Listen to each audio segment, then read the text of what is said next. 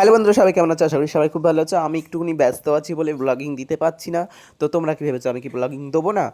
অবশ্যই দেবো। আমি আবার টাইম পেলে আবার তোমাদের সামনে ব্লগিং করবো, কেন কাজের চাপে হয় না সবসময়। তো আজকে একটা রেসিপি নিয়ে তোমাদের সামনে চলে এসেছি। আমি চিংড়ি মাছের ভুনা করছি। এটা আমি এখানকার স্টাইলে করছি না, আমি এটা কিন্তু একটা ভিডিওতে দেখেছিলাম, বাংলাদেশের ভিডিওতে। তো এইভাবে চিংড়ি মাছের ভুনা করে ওরা, তো ঠিক আমি ওইভাবে করছিলাম।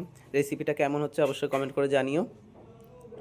তো আমি এখানে যে মশলাপাতিগুলো সব দিয়ে নিয়েছিলাম, টমেটো, তারপরে কাঁচা লঙ্কা, পেঁয়াজ, একটু আদা, একটু রসুন। আদা রসুনটা বেশি দেওয়া যাবে না, নাহলে গন্ধ বেরোবে। তো এই যে কষানোর পরে, আর আমার ছোটদিকে আমি ভিডিও কল করে দেখাচ্ছিলাম।